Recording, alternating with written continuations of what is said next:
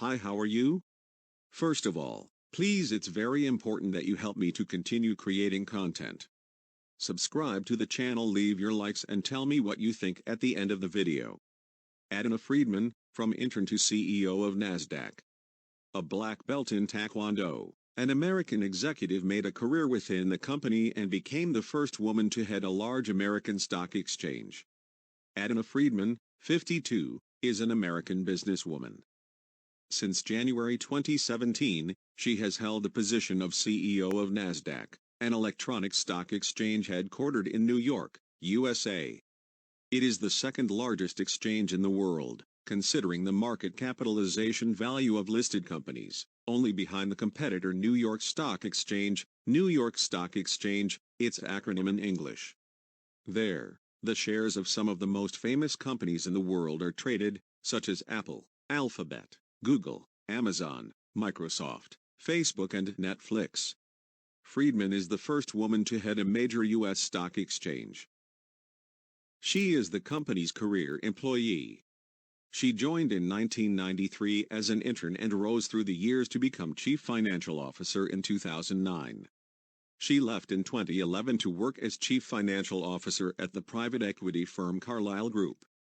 In 2014, she returned to Nasdaq as Director of Operations. The executive's priorities are the diversification of the business and the consolidation of Nasdaq as a great technology company. In addition to the trading floor, the company provides technological solutions for stock exchanges and other businesses around the world. We provide the kind of technology that moves the capital markets around the world today, Friedman told the New York Times. More recently, it has struggled to increase diversity in the marketplace.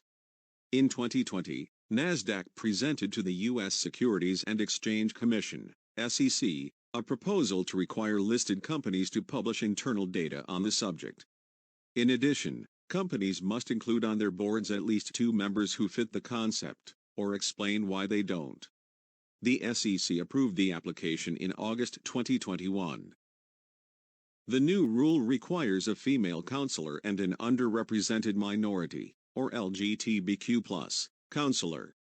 We support the proposal because it represents a step forward for investors in the diversity of boards, says the SEC statement. According to the regulatory body, there is a growing demand for greater diversity in companies, and the Nasdaq measure increases the quality of information available to investors for decision-making. Internally, Nasdaq had already adopted a policy of interviewing at least one woman when selecting someone for a senior executive position. This really makes a difference, said the executive, according to the NYT. She ran the business during the COVID-19 pandemic and said the company was prepared for a rapid transition to the teleworking model.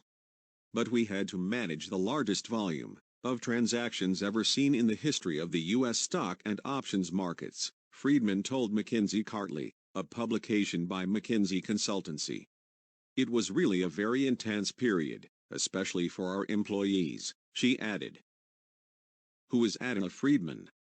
Adena Robinson Testa was born in Baltimore, Maryland, USA, on January 17, 1969.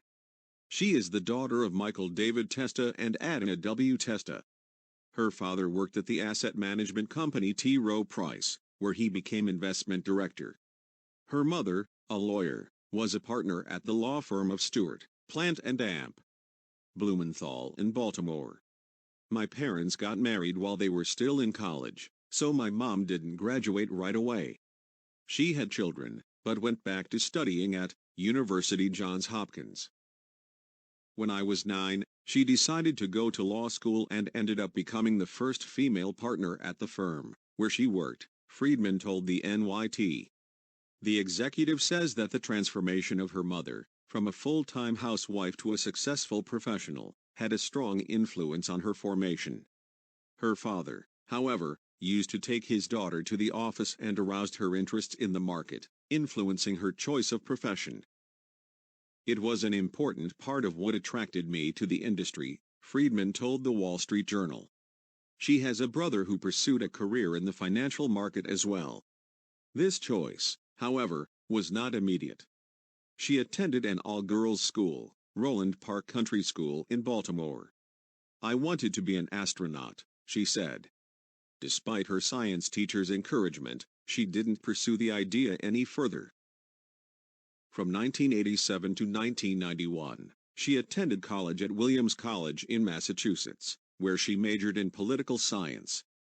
She even worked with then-Senator and future U.S. Vice President Al Gore, but was disappointed by the slowness of the policy and came to the conclusion that business could have a more immediate impact. She is affiliated with the Democratic Party, according to the Washington Post.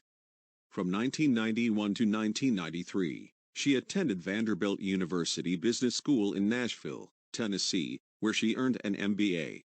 When she finished, she started working at Nasdaq. In the same year, 1993, she married Michael Cameron Friedman, a lawyer turned potter, according to the Washington Post. The couple has 2 kids. Female leadership. Friedman says she never felt discriminated against at Nasdaq for being a woman, although she had few colleagues when she joined the company. She says that her boss at the time didn't make distinctions.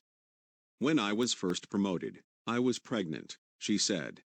The superior replied, "It's okay, you're going out for 3 months and then you'll be back." He didn't even take that, the fact that she was a woman and that she was pregnant, into account when making the decision to promote her, she noted. And there she stayed. She was head of data production, corporate strategy and chief financial officer. According to his profile on the Nasdaq website, Friedman played a prominent role in the acquisition strategy promoted by the company, which resulted in the purchase of the electronic trading platform Intern, used on stock exchanges in Scandinavia and the Balkans.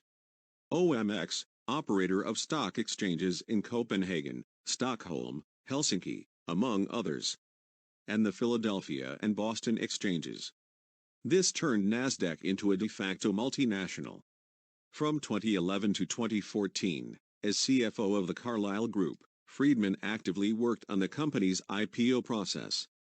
Back at Nasdaq, she assumed the role of operations director, until becoming CEO in 2017, replacing Robert Griefeld, who was in charge of the business from 2003 to 2016. Adena Friedman's career. The executive has faith in the capital market, defends that companies launch shares on the stock exchange from the beginning and wants investments to be increasingly accessible to the common citizen. In her opinion, people should be able to invest in new businesses and not only when companies are already mature and, only then, decide to go public. According to the Washington Post, she refers in part to unicorns, startups worth more than $1 billion. Investments in the early stages of the business are generally restricted, and small investors end up out of the most boom years of these companies. Adena Friedman was chosen by the U.S. magazine Forbes as one of the 100 most powerful women in the world in 2020. She occupies the 33rd position. Fortune magazine, Intern, placed her at 43rd on its list of most powerful women of 2021. Both publications highlight Nasdaq's proposal for diversity on corporate boards. Fortune points out that the technologies provided by Nasdaq are currently used in 130 international markets.